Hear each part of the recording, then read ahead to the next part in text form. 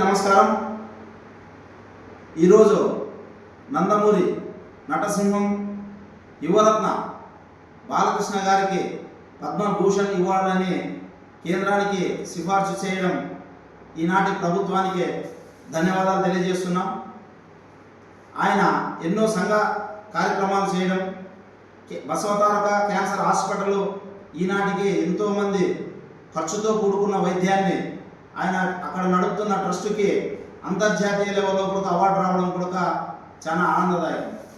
మొన్న కరోనా విపత్తులో కూడా హిందూపురానికి సొంత డబ్బులతో ప్రజలందరికీ కూడా మెడికల్ కిట్లు, హాస్పిటళ్ళు, ప్రతి ఒక్క పరికరాలు కూడా కోట్ల రూపాయలు పెట్టి ఆయన చేయడం కూడా నిజంగా ఆయన ఎంతో ప్రజలపైన అయితేనేమి ఈ రాష్ట్ర ప్రజలు అందరూ కూడా బాగుండాలని అమరావతిలో కూడా బసవతారక హాస్పిటల్ కట్టాలని కూడా ప్రభుత్వానికి చెప్పడం కూడా ఇది ఆంధ్రప్రదేశ్ ప్రజలు చేసుకున్న అదృష్టంగా భావిస్తున్నాం.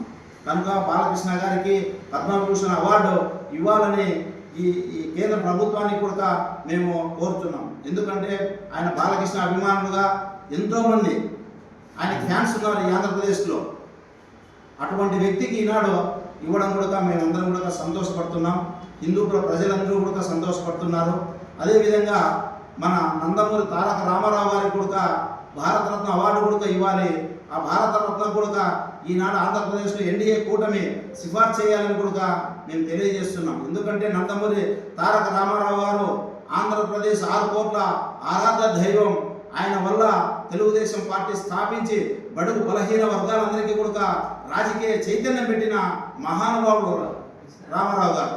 ఆయన ఆనాడు 2 రూపాయల కిలో బియ్యం, జనతా వస్త్రాలు పేదలందరికీ కూడా ఆనాడు ఇవ్వడం కూడా అది ప్రపంచవ్యాప్తంగా భారతదేశంలో కూడా ఆనాడు అందరూ కూడా ఆశ్చర్యపోయారు. ఈ పథకాలు అమలు చేయగలరా అని. ఆనాడు సాధ్యం కానిది సుసాధ్యమని చూపించిన వ్యక్తి నందమూరి తారక రామారావు గారు. నందమూరి తారక రామారావు గారు దశ దిశలా కూడా వ్యాపించి ఆంధ్రప్రదేశ్ రాష్ట్రాన్ని అభివృద్ధి పథంలో నడిపాడు.